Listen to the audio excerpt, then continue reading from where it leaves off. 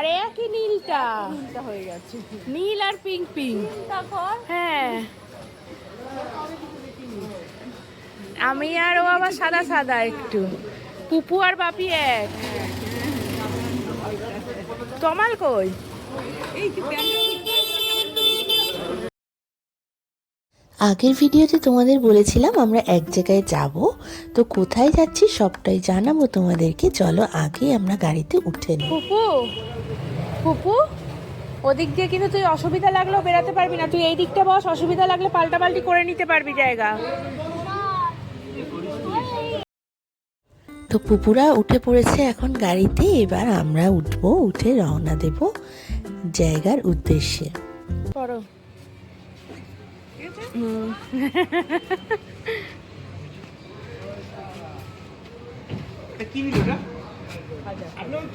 সাজা নিয়েছে। তো সবাই আমরা রেডি হয়ে একদম গাড়িতে বসে পড়েছি। এখন ঘড়িতে বাজছে ওই 4:30 মতন। চলো যাওয়া যাক, আর কোথায় যাচ্ছি বলছি।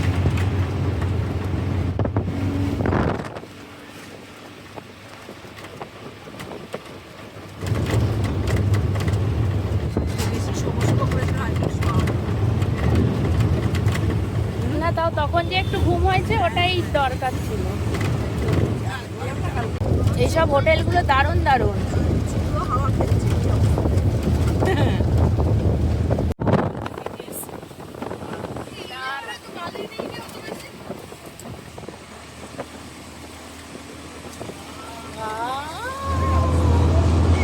আমরা কোথায় যাচ্ছি এবার বলি। বাপির এক কলিগের বাড়িতেই যাচ্ছি। কলিগের বাড়ি হচ্ছে খুর্দা রোড। জেঠুর বাড়িতেই যাচ্ছি, কিন্তু জেঠু দুঃখের বিষয় বেঁচে নেই উনি। কিন্তু বাপি অনেকবার পুরীতে এসছে, কিন্তু জেঠুর বাড়ি কোনো দিন যায়নি।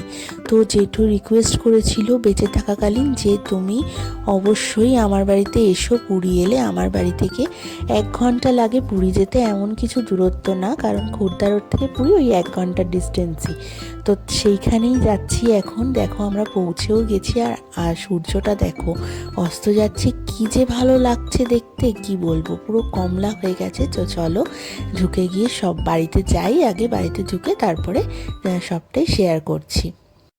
আমার বাড়িতে প্রথম আসতেন চক্রবর্তীরা থাকতে আপনি আসেননি, 16 বছর ধরে পুরীতে এসছে।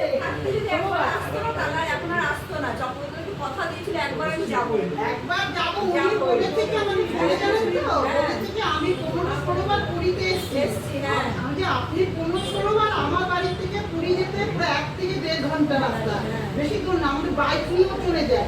হ্যাঁ, তা আমি বলেছি কি যে আপনি 15-16 যখন চক্রবর্তীরা থাকতে এসছেন, তখন চক্রবর্তীরা থাকতে থাকতে আপনি আমার বাড়িতে একবার আসতে পারতেন, একবার একটু ফোন করলে আমার গাড়ি আছে। জেঠিমা যদিও খুব দুঃখ করে বলছিলেন যে জেঠু বেঁচে থাকতে যদি তোমরা সবাই আসতে তাহলে জেঠু খুব খুশি হতো, কিন্তু দিয়ে কান্নাকাটি করছিলেন একটু, এই আর কি। জেঠু হচ্ছে কাজের সূত্রে আমাদের যে জায়গা সেখানেই পোস্টিং ছিলেন, কিন্তু মানে গ্রামের বাড়ি হচ্ছে এই খুর্দা রোডে। তো এখন দেখো কত খাবার দিয়ে গেছে, কিন্তু কি করে খাবো। উড়িষ্যার কিন্তু রসগোল্লা খেয়ে যেটা বুঝলাম যে ভীষণ সুন্দর খেতে। এখন যাচ্ছি জেঠুরি মেয়ের বাড়িতে, আশপাশেই বাড়ি। অ্যানি সোনা বাবা, ওলে বাবা, ওলো বাবু, ওলো বাবু, খুব আরাম না? হ্যাঁ হ্যাঁ হ্যাঁ, আজকে ভিডিওতে আসছো কিন্তু। রোজ দেখো বলছো, আজকে ভিডিওতে আসছো তোমরা। Thank you thank you thank you thank you thank you.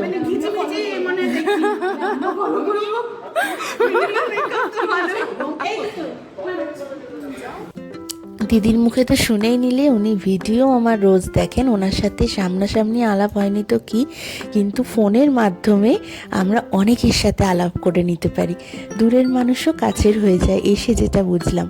আর এখানেও অনেক কিছু টিফিন দিয়েছেন, মানে কি করে যে রাতে খাবো আমি সেটাই বারবার বলছি, আমাদের কি আর রাতে খেতে দেবে না? কিন্তু ওখানে আমরা রান্না করতে দিয়ে এসছি না, তো ওখানে আবার ওখান থেকে ফোন করেছিলেন যে রান্নাটা নিয়ে যেতে হবে তাড়াতাড়ি, আজকে মাটন করতে দিয়ে আসা হয়েছে।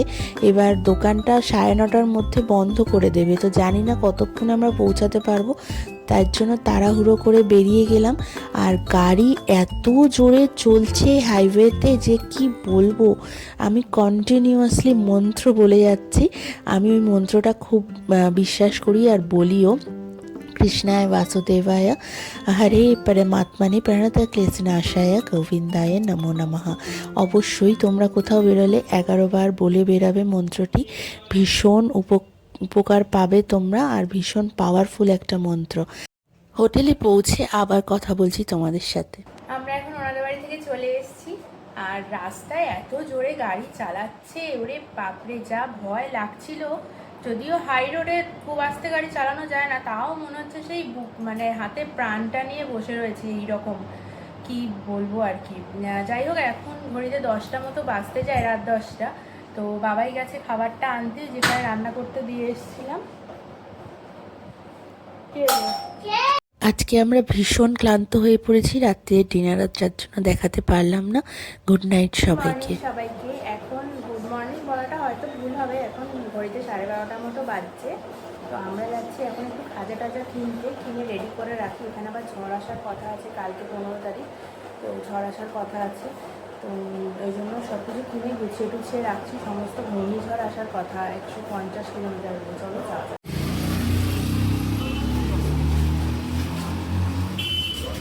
আমরা একটু খাজা কিনতে, খাজা। এবারে এসেছি কাকাতুয়ার দোকানে। তো আগে তো কাকাতুয়ার একটাই দোকান ছিল এরকম, কিন্তু এখন তো প্রচুর খাজার দোকান চারিদিকে হয়ে গেছে। আগের বার নৃসিংহ থেকে খাজা নিয়ে গেছিলাম, এবারে দেখি কাকাতুয়ারটা কেমন খেতে।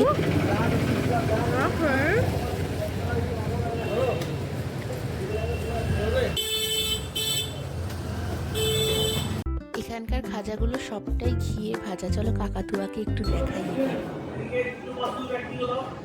কি রে, কে এটা? কাকাতুয়া? কাকাতুয়া ওলে বাবালে, আয় আয়, আসো আসো।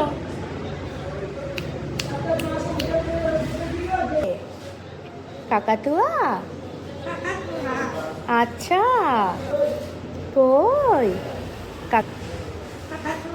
হ্যাঁ। বাইরে যে পরিমাণে গরম, ওখান থেকে এসেই এসিতে ঢোকা হচ্ছে, জানি না বাড়ি গিয়ে কি অবস্থাটা হবে। মানে ঠান্ডা লেগে যে যাচ্ছে সেটা বুঝতে পারছি। এখন আমরা লাঞ্চ করতে বসেছি, তো চলো লাঞ্চটা আগে করে নিই। ভীষণ জোর খিদে পেয়ে গেছে, কোথাও গেলে না খুব খিদে পায় দেখি। আজকে লাঞ্চে আছে পটল চিংড়ি, এদিকে পুপুর আর মমের ডিমের তরকারি, আর আমাদের হচ্ছে ভেটকি মাছ। তো পটল চিংড়িটা এত সুন্দর করেছিল রান্না, আর তার সাথে আছে কিন্তু পাঁপড় ভাজা। পাঁপড় ভাজাটা রোজ মাস্ট। মার এখানে এসে নতুন চাকরি হয়েছে খেতে দেওয়া, আর আমরা এঁঠো হাত নিয়ে গল্পের পর গল্প করে যাচ্ছি। এদিকে যারা ঘুমানোর কিন্তু তারা শুয়ে পড়েছে, এদিকে আমি, মা আর তমাল আর মম, এই 4জন মিলে গল্প করে যাচ্ছি। তারপরে একটুখানি তো শুতে পারলামই না, এলাম হচ্ছে সমুদ্রের পাড়ে। এখানে এখন কর্ন মাখা কিনতে এসছি, তো চলো এটা নিয়ে নিই আগে। কর্ন মাখাটা বেশ ভালো লাগে, কর্ন মাখাটা খেতে সমুদ্রের ধারে বসে বসে। আর তারপরে বাড়ি এসে আজকে দেখাচ্ছি এখন কি কি কিনেছি। এইটা হচ্ছে কেনা হয়েছে, গাড়িতে লাগাবে বাবাই, তাকে কিনে দেওয়া হলো এটা।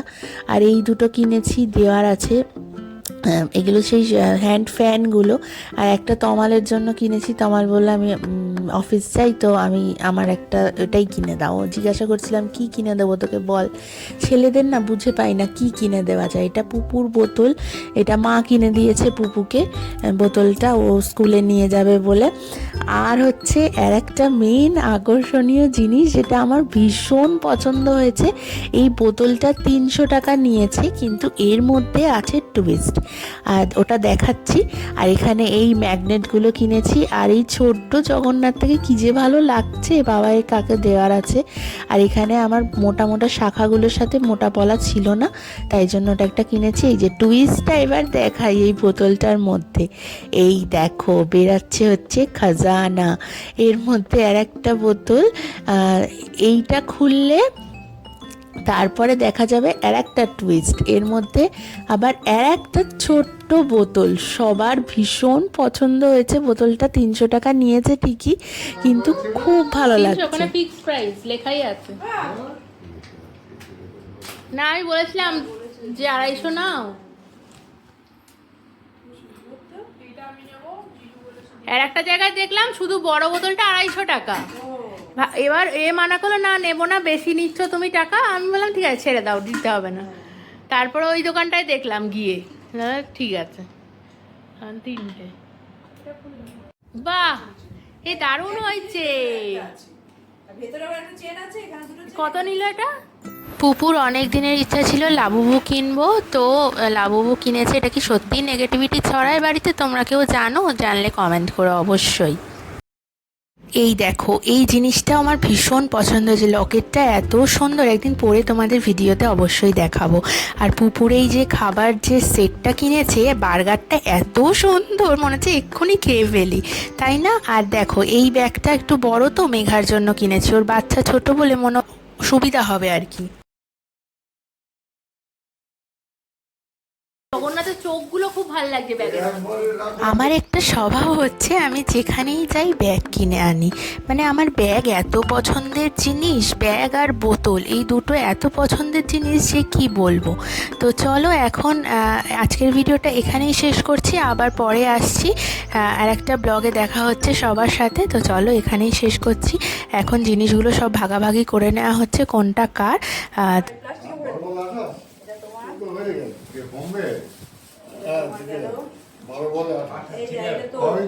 আমি পড়ি এগুলো, কত আমার আছে